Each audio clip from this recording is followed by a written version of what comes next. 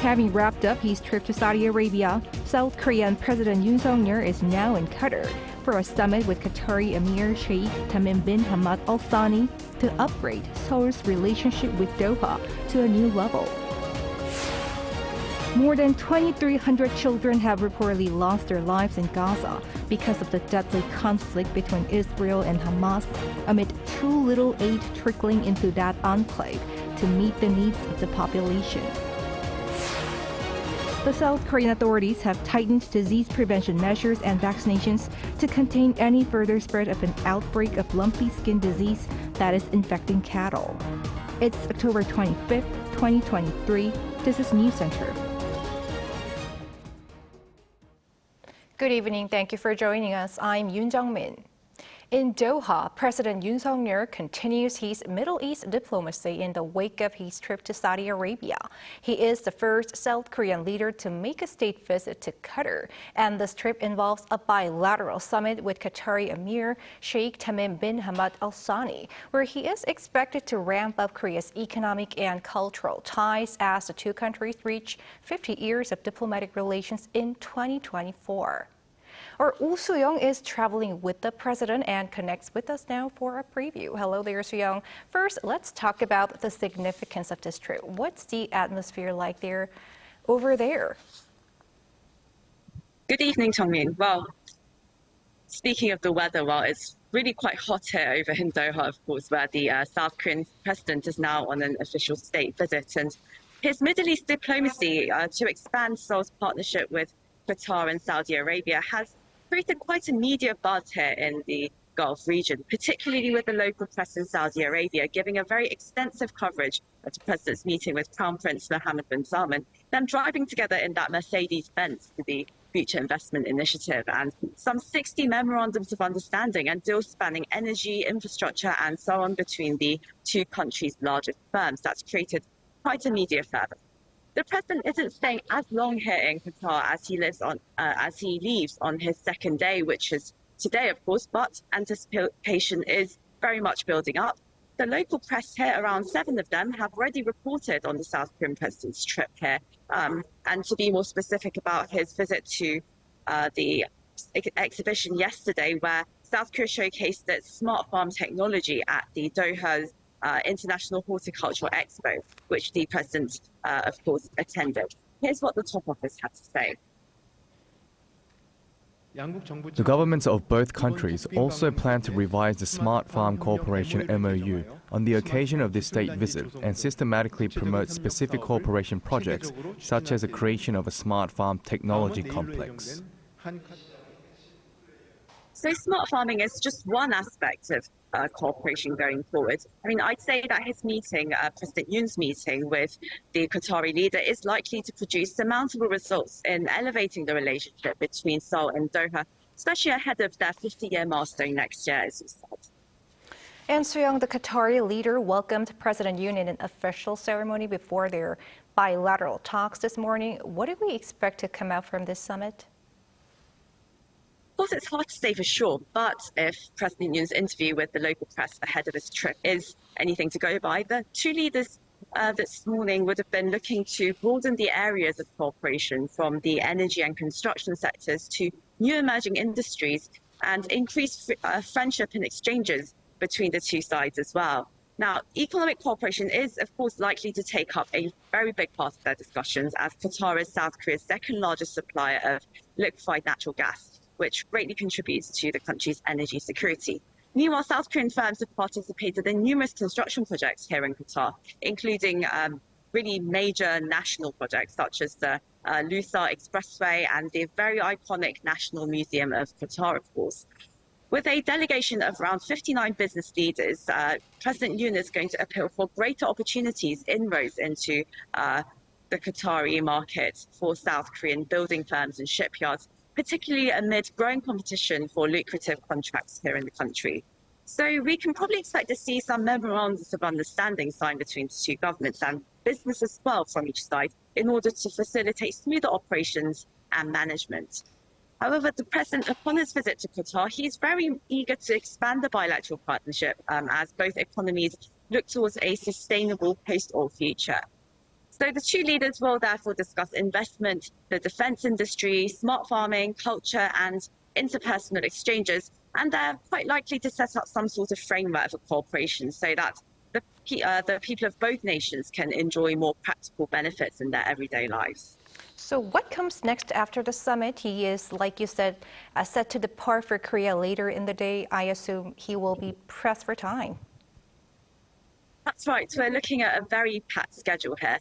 Following the leaders' summit, the signing ceremony of various MOUs and a luncheon between the leaders as well. The South Korean president is going to attend a business forum, and that's expected to have a turnout of about 300 corporate leaders from both sides to really encourage investment and collaboration in sectors like energy, LNG, renewables, as well as biohealth and cultural content as well. And the president's also set to speak with young Qataris as he pays a visit to the country's education city. Now that's home to some of the world's leading institutes, startup incubators and technology parks as well. So he's going to be promoting collaborations between the two countries going forward in future industries. Then he's going to head back to South Korea, wrapping up his almost week-long trip to the Middle East. Well, it's been an unprecedented state visit to these Middle Eastern countries by a South Korean leader. Well, thank you, Soo-young, for keeping us updated, and travel back safely. Thank you, gentlemen. Back in Saudi Arabia, President Yoon put his salesman cap in front of global business leaders as well as Saudi Crown Prince Mohammed bin Salman at the Future Investment Initiative dubbed the Davos in the Desert. He vowed to further expand economic partnership with Riyadh. Kim Do-yeon reports. At this year's Future Investment Initiative, dubbed the Davos in the Desert in Riyadh, President Yoon Suk-yeol appeared as a special guest on Tuesday, walking in with Saudi Arabia's Crown Prince Mohammed bin Salman.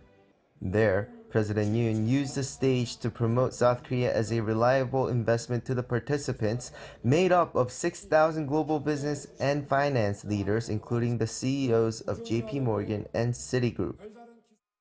대한민국의 근면과 신뢰를 확인한 사우디 등 중동 국가들은 더 많은 공사를 맡겼으며 이는 부존 자원도 별다른 기술도 없었던 대한민국이 한강의 기적을 일구어 나가는 출발점이 됐습니다. He also explained that while South Korea started with infrastructure construction in the Middle East, it's now leading in new technologies, including batteries, semiconductors, and EVs.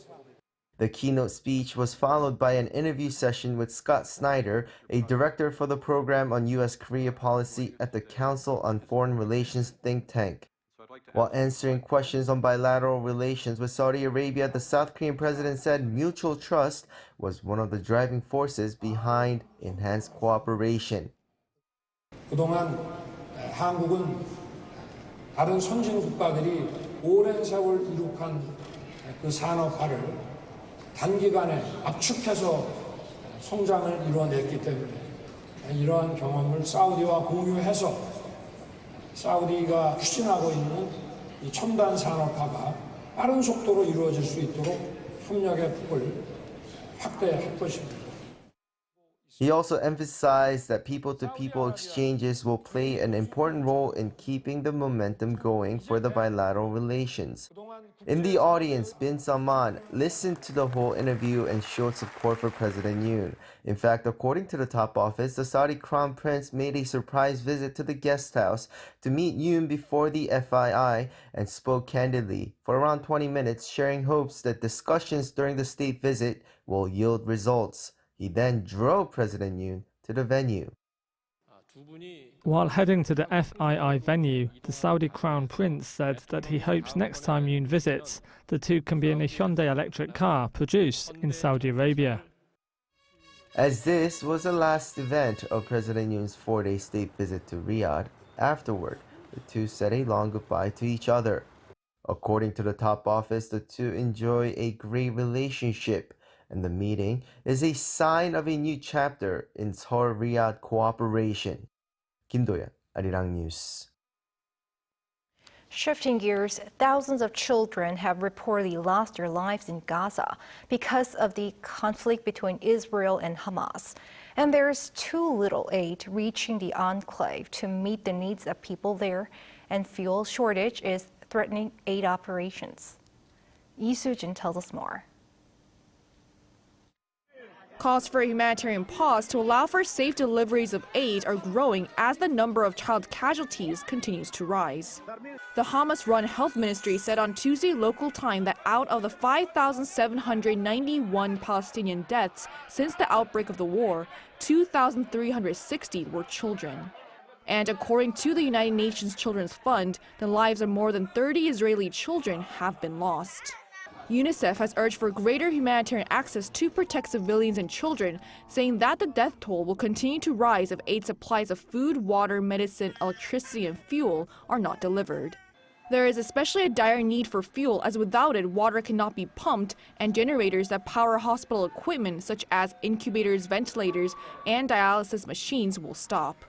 There are currently more than 100 newborns in incubators and around 1,000 people who need dialysis in Gaza hospitals. The World Health Organization also emphasized the need for a humanitarian pause, saying the hospitals have already begun to run out of fuel for generators. We are appealing, we are pleading, we are on our knees asking for that sustained, scaled up, protected humanitarian operation. We appeal to all those in a situation to make a decision or to influence decision makers to give us the humanitarian space to address this human catastrophe. But according to the UNRWA, the aid provided has been inadequate, as in the fourth convoy on Tuesday, only 8 out of 20 that were planned arrived. The UN agency did not specify the reasons why 12 aid trucks did not arrive.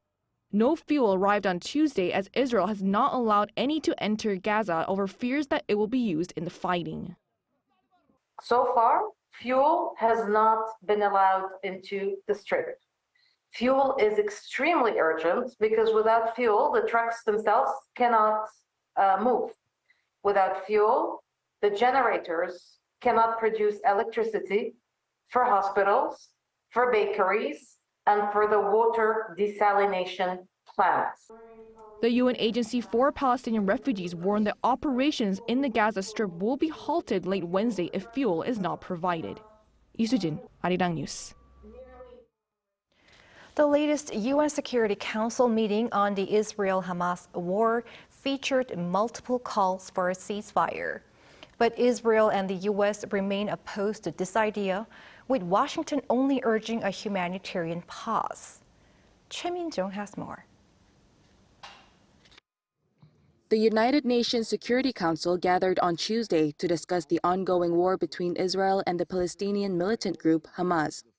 Speaking first, UN Secretary General Antonio Guterres reiterated his appeal for an immediate humanitarian ceasefire. And while Guterres said nothing can justify what Hamas has done, he said its attack did not happen in a vacuum. It is important to also recognize the attacks by Hamas did not happen in a vacuum. The Palestinian people have been subjected to 56 years of suffocating occupation. Outraged by Guterres' remarks, the Israeli ambassador to the UN demanded the resignation of the Secretary General. How can the Secretary General, with his words, justify in any way the terrible atrocities that happened to our civilians, innocent civilians? High-ranking government officials from Saudi Arabia, Egypt, and Jordan also called for an immediate ceasefire over concerns over the worsening humanitarian crisis. Washington, however, appealed for a humanitarian pause to protect the civilians in Gaza, which fall short of a full ceasefire. Food, water, medicine, and other essential humanitarian assistance must be able to flow into Gaza and to the people who need them. This is the strongest remark made by the U.S. so far. National Security Council spokesperson John Kirby on Tuesday also echoed Blinken's proposal during a White House press briefing. However, U.S. officials continue to reject calls for a ceasefire, claiming that it would benefit Hamas by allowing them to recharge for attacks against Israel. Therefore, the consideration of a humanitarian pause does not necessarily mean that Washington has changed its stance, as Blinken backed Israel, maintaining that member states should recognize the right to defend themselves against terrorism. And amid growing fears that the war could widen, Blinken underlined that Washington does not seek conflict with Iran, but warned that it will defend its people and security if Iran attacks U.S. personnel. Choi Min-jung, Arirang News.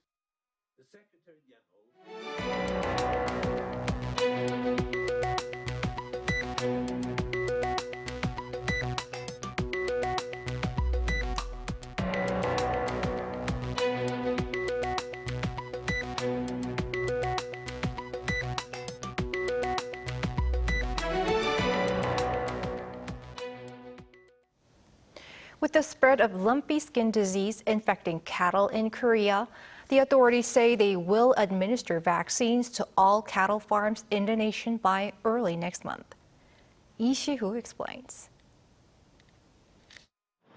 The government announced on Wednesday that it's launching a nationwide vaccination campaign as the number of confirmed cattle farms with outbreaks of lumpy skin disease rose to 29 as of 8 a.m. the same day.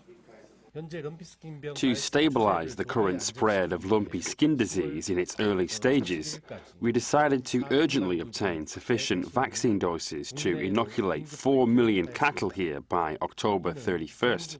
The quantity is enough to inoculate all the cows in the country. This is in addition to the 540,000 doses currently being administered since the first ever domestic case of the disease was confirmed in the city of Seosan in Chungcheongnam-do province last Friday. The plan is to rapidly distribute and administer vaccines to all cattle farms in South Korea by early next month. If the nationwide vaccine inoculation is completed as planned, the outbreak of lumpy skin disease is expected to stabilize within November, given the 3 weeks needed to develop antibodies for immunization.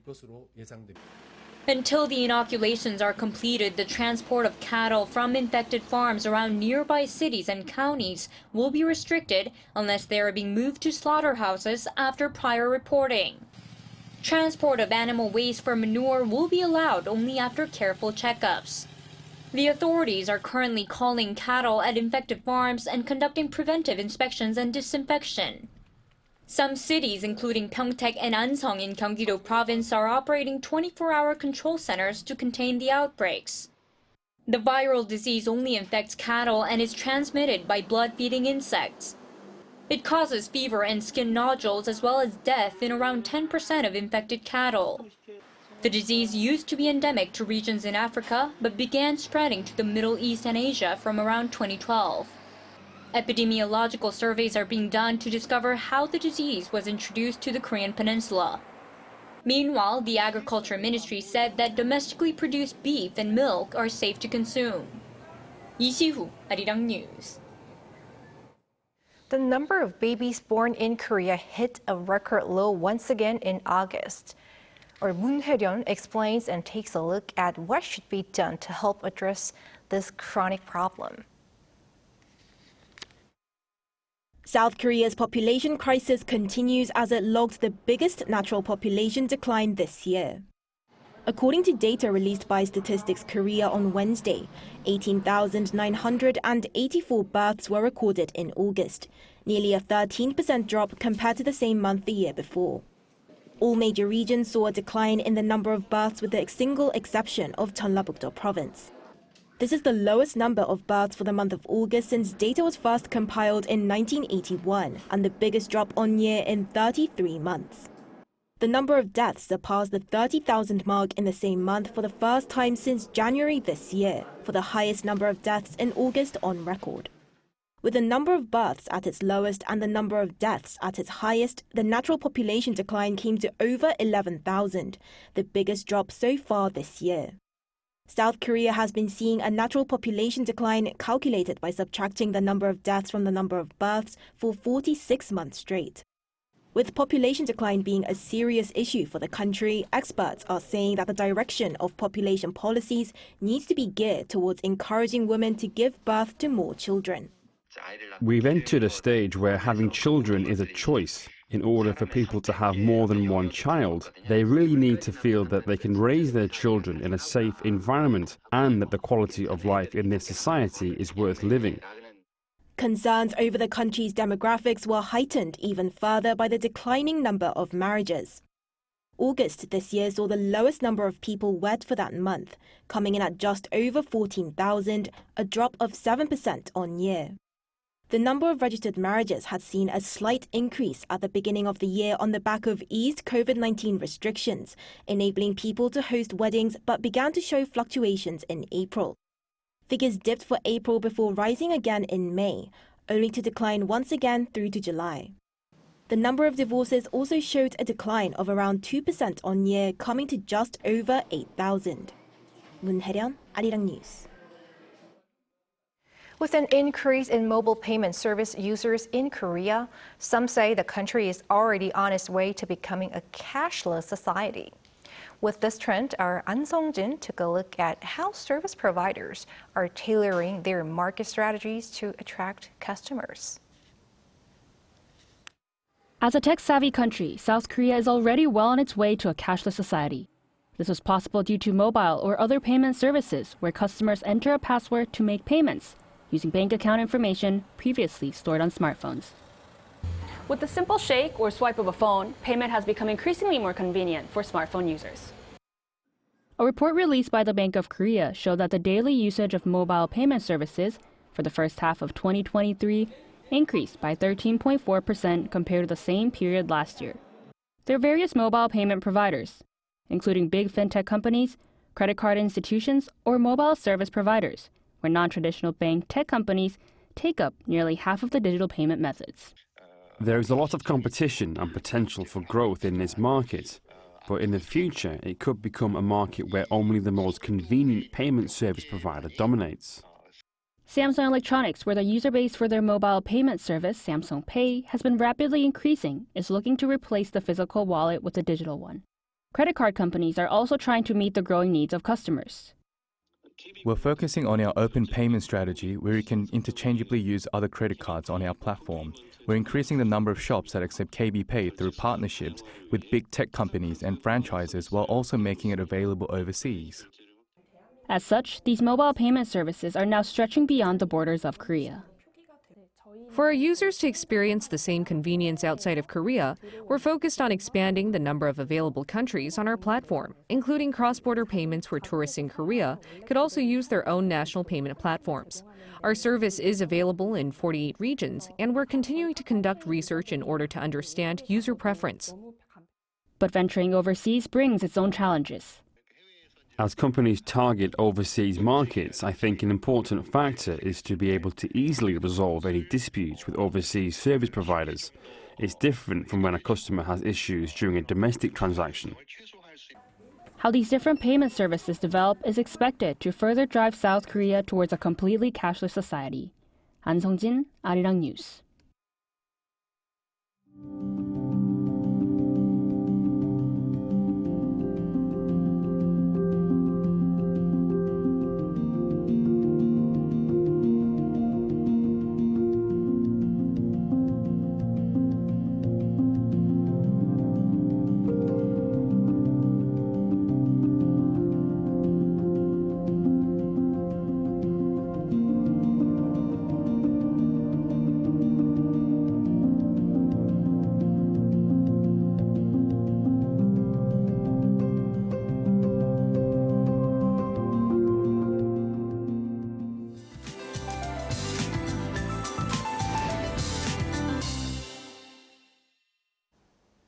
Pleasant autumn weather is in full swing here in South Korea. Temperature gaps will narrow down tomorrow as a high-pressure system will be taking over. Morning temperatures will be a touch warmer in Seoul with lows of 15 degrees Celsius. This is considered higher than the seasonal average. Other regions such as Yeosu and Pohang will be warm as well. If you take a look at the satellite imagery, a group of rain clouds are slowly approaching the peninsula. This will cause brief showers for central regions and the surrounding areas for the daytime. As for the amount of rainfall, the Seoul metropolitan area, Gangwon-do and Chungcheong-do provinces will see 5 to 20 millimeters. Jeollado provinces can expect about 5 millimeters, although they will be in the form of scattered outbreaks of rainfall. Thunder and lightning may follow at times. Tomorrow, morning temperatures will range from 10 to 16 degrees nationwide. Seoul will be starting off at 15 degrees. Daytime highs in Seoul will get up to 21 degrees, Gwangju 23, Gyeongju and Jeju will be topping out at 24 degrees. This weekend, sunny skies will make a return, but wide temperature gaps will continue for the time being. Please be extra careful not to catch a cold. That's all for now, and here are the weather conditions around the world.